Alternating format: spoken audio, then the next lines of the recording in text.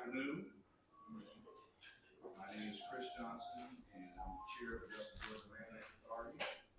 And welcome to our March. Man, I tell you what, the year's already speeding along.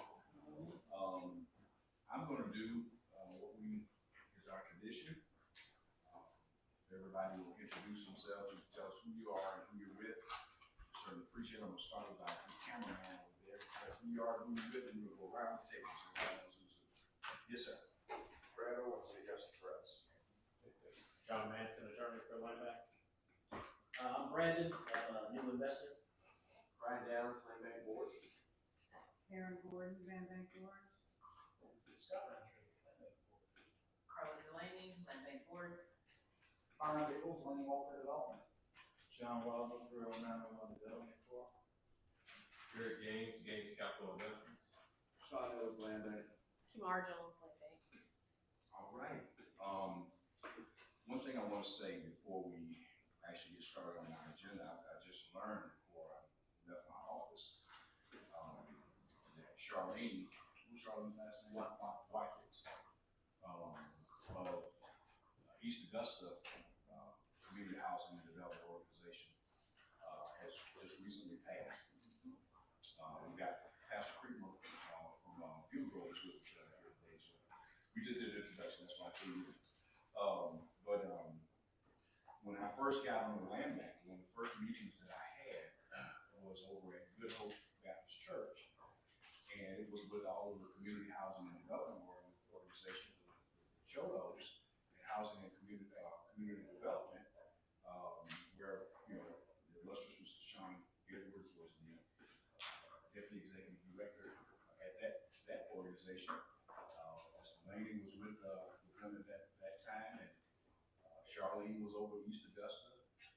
Norman Michael was the executive director for the land bank, and Edith was executive director for Lady Walker Development Corporation. And within a month's time, we have lost 3 giants. And so I ask that you keep, ladies and gentlemen, keep those families, the Eagles family, Watkins family, as well as the Michaels family, all in your prayers. Board members, you should have received a copy of the meeting minutes from February 12th. If you have not had a chance to take a look at them, you have a copy in your packet. Please, ma'am, please start taking a look, and then that time you're going to take a motion for approval.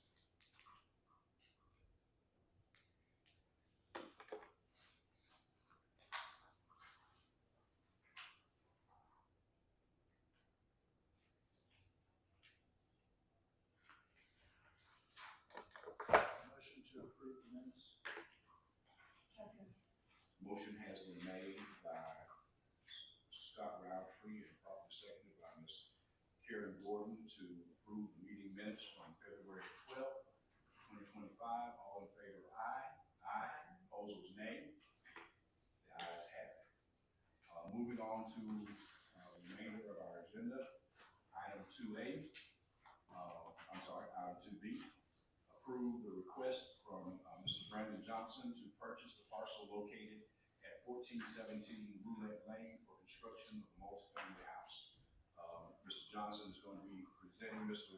Edward, do you want to make the introduction first? Or? Yes, sir. Thank you, Mr. Chairman. So Mr. Johnson's application has been submitted.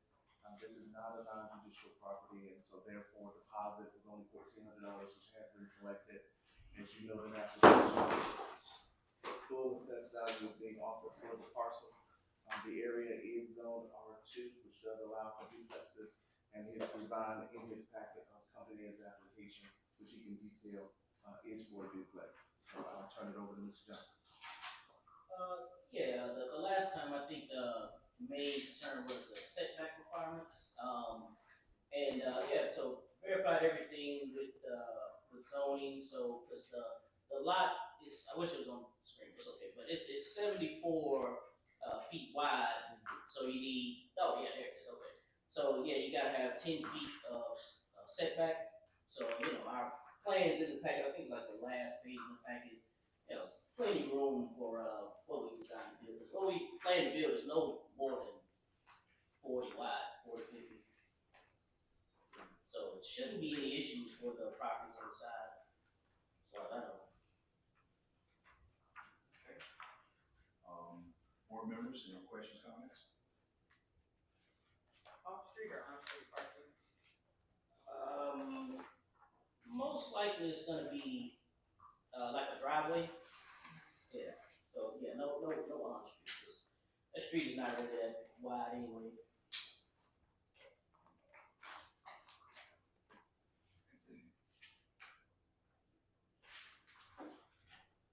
And this one is in our inventory, is it? What's the purchase price? I think I missed it somewhere. Well, I think it's $2,200, which is the full value.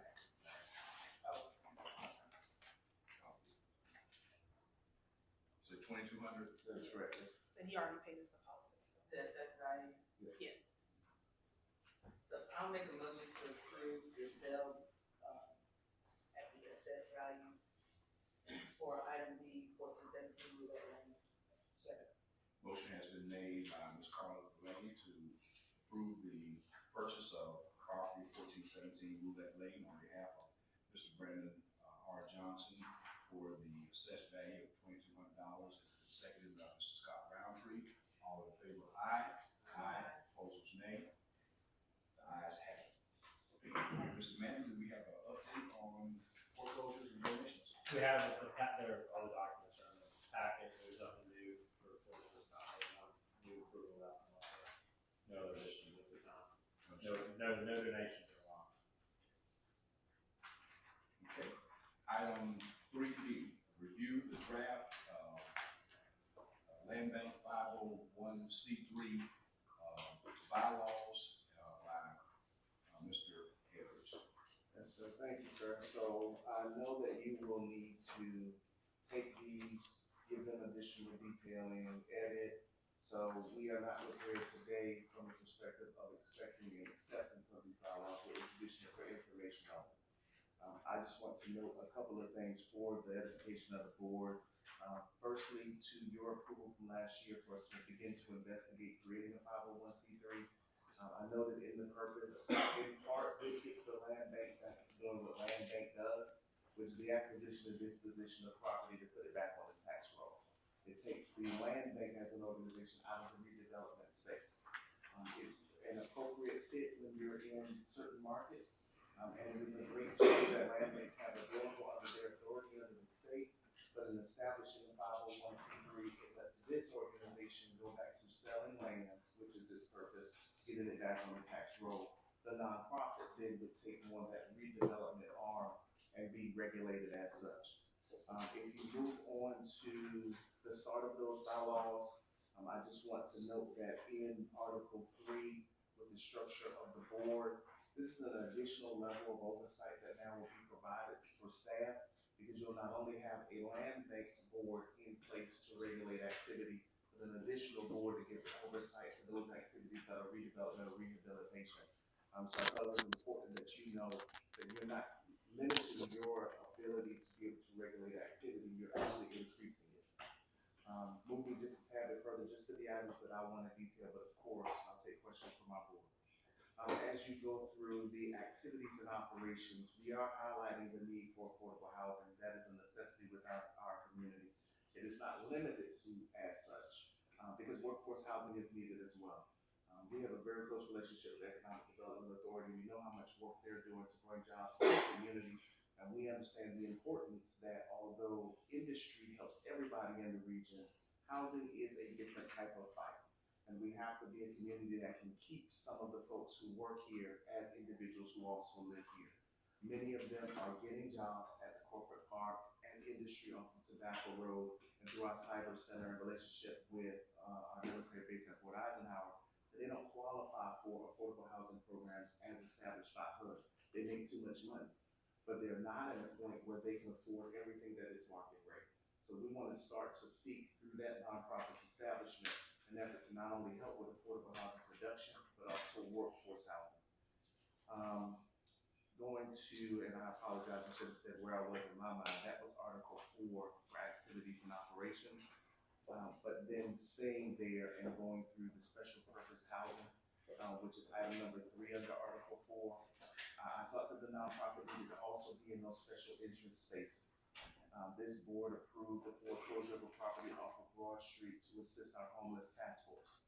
Well, they are not an organized entity. The entity is the Continuum of Care, which is a conglomerate of 54 nonprofits dedicated to ending homelessness in Richmond County.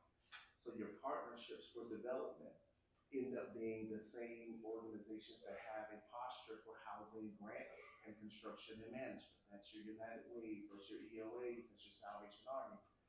We need to be able to assist those other organizations that have clients that they service through street outreach, shelter programs, but do not have those individuals housed. Augusta Richmond County's most recent point in time count, which is an annual event that has to happen for not only HUD, but also for COC to be in compliance, will show some increase. We're not disclosing that number yet because HUD has to verify the pit count number, but we know in-house that there's going to be an increase from what you saw in 2023's pit for the number of unsheltered homeless on the street. That is also going to be an increase in youth homeless. That's also going to be an increase in veteran homelessness. So once those numbers are verified and we go out to the community, we're not showing effort under our homeless task force to get people housed. The nonprofit established under the Land Bank would make that a special purpose housing push, working with state at DCA in order to try to bring money into those organizations so they can get those individuals housed. Returning Citizens is also a large area for us. We do have a nonprofit organization in the community that works with returning citizens, but one of the main reasons they're seeing as cause for recidivism is the ability to be stably housed. An individual doesn't have appropriate shelter, they can't apply for employment, they can't apply for benefits, and quite often they're returning to street activities because they got to be able to survive. And we can give them stable housing, we at least give a foundation for them to be able to stay out of prison and stay on a legal path towards self-sufficiency. And then lastly, an interest is permanent supportive housing. This body approved the sale of the Mary Street Park for a tiny house partnership with Bridge Builders. It is only the second new construction permanent supportive housing project in Richmond County history. Not since consolidation, just period. The first of which is the 70th Street project that was done with EOA down on 70th Street, called the 70th Street project, in Old Town. So from a new construction standpoint, we don't have a series of developments specifically designed to house homeless persons and then provide services on site. Without that, you then cripple the ability in order to be able to ensure pathway by way of case management, because I don't know if you're progressing through your housing plan, your self-sufficiency plan, but then secondly, you put the individuals at risk when circumstances change. Some fall back into prison, some fall back to addiction because they're not in a position where there's consistency. So that would be a third effort to ensure there's more permanent supportive housing units put on the ground. I think the last point for myself before taking board questions, take you to item number 4, where we're talking about the grant pursuits. I think it's worth noting to the board and to those visiting in attendance that the nonprofit is not being established in order to be able to take away from funding that already comes to Augusta. Augusta Richmond County is an entitlement community. That means that it does not apply competitively for HUD dollars. It is an allocation formula-based process that HUD does on its own to decide how much money under the 4 entitlement grants Augusta receives. We're not establishing a nonprofit to try to split that money from organizations that already receive it. We're hoping to establish an organization that can bring new money to Augusta so that we're not taking away from existing services. So I know, again, you have to do a full review of this. I would expect to receive not only emails and correspondence from individual board members, but my hope and ambition is at the next board meeting, we can formally entertain any edits or revisions. So we're presenting we're presenting as information only at this time. So thank you, Mr. Chairman. I'll take any questions from the board. One question I have, Sean, what are some of the other, or do you know some of the other land banks that have taken this same path? Yes, sir. So Atlanta, so it was formerly Atlanta Fulton, now is Metro Atlanta Land Bank, has an established nonprofit 501c3 entity. Macon Bibb has an established nonprofit entity, and Savannah Chatham has a nonprofit entity. There are 34 land banks in Georgia right now, 3 of which have gone that route. But regardless of what conference, association we go to, they are the 3 that's kind of leading the way when it comes to discussion by way of development opportunities and diversification. Be it biggest budget or most impactful. Augusta is one of the longest standing, and as has been noted here for y'all before, we were one that participated in the establishment of the law that made land banks what they are for 2012. But those organizations have been more diverse.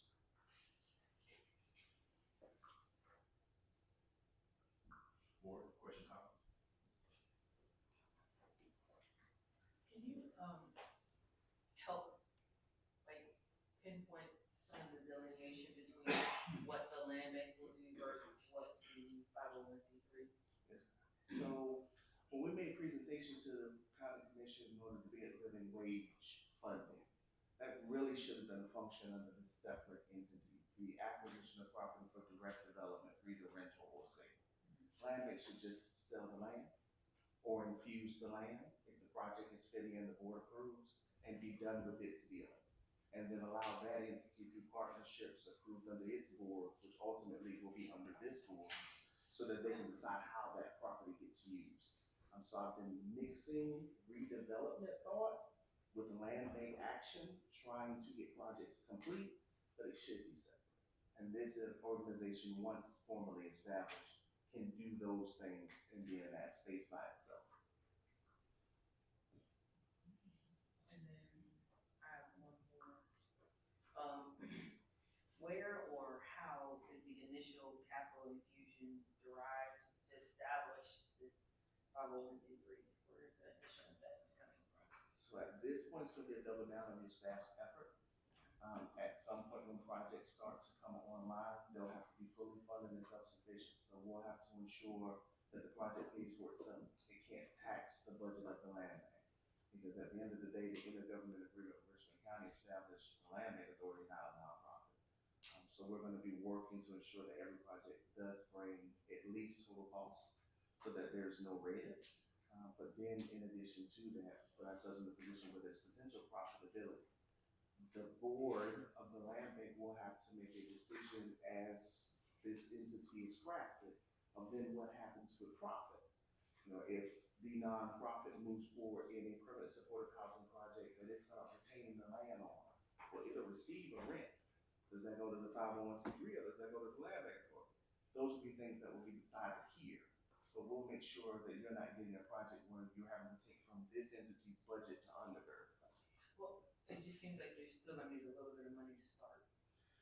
So I would say that we probably, if this moves forward, we should ask for a small budget to start. You gotta have a little bit of money to start, from mailings, just, and then going through the audit process and getting our audit results. Starting off separate is going to be essential. Yes, ma'am. That's why I say that. I know you can work with your staff up to a certain point, but then there's still little cost that you encumber. So I think that there needs to be some thought to a small infusion of some type of startup money. I can say just for some, well, firstly, thank you for understanding and pointing out that it's not going to be free.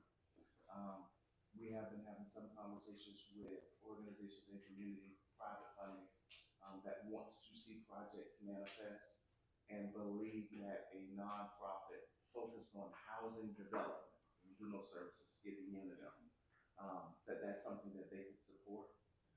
Their focus would start in the homeless space. They're very specific about that, but there is some conversation that's currently happening. But we'll make sure that as we work with Mr. Manton in the establishment of this entity, that we're giving forethought to how are we going to cover the financial requirements, how are we going to cover the separate audit that will need to be done annually. We'll make sure that we're working. That and incorporate somewhere in the bylaws how you can, as a 501c3, accept donations from partnerships to help offset those initial startup costs. That way that, that initial infusion could be from donations. So let's, make sure we cover your avenues to accept a cash or in-kind donation. Yes, ma'am. To get your website or email or letterhead, all the stuff that comes with starting something new. One of the things that, Sean mentioned earlier about potential profits from the nonprofit. It was interesting when we were in Cleveland, we had a chance to see what their nonprofit did. What their nonprofit, was doing was not only helping to provide property for other organizations, as an example, to include and redevelop, they were supporting Habitat for Humanity, they were helping to provide the land, and they were giving them a small amount to help them build this affordable housing. That's just an example of some of the things that organizations who are already mature doing that, do with the monies that they give.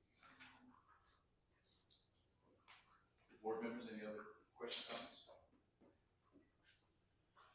Okay, I think we've been given homework by Mr. Edwards. Sean, when do you expect us to give your comments back? We're presenting this as information, so when you make the motion to receive this information, you can give yourselves your own deadline. Our hope would be at the next board meeting, however, that doesn't hit masters, because masters fund. It should be as early as the next board meeting, but that is up to the board. So I make a motion to receive the aforementioned information as information with the board giving comments prior to the April meeting, so that we can be prepared to discuss path forward in April meeting. Second. Motion has been made and properly seconded to receive the 501c3 domestic profit corporation information as information, and also for the board members to give comments to Mr. Edwards and Ms. Jones prior to the April meeting. All in favor, aye. Aye. Opposers, nay. The ayes have it. Do we have any other business for Grand Bank tonight? No, sir. Okay. Thank you, ladies and gentlemen, for your time and for your brevity. And y'all have a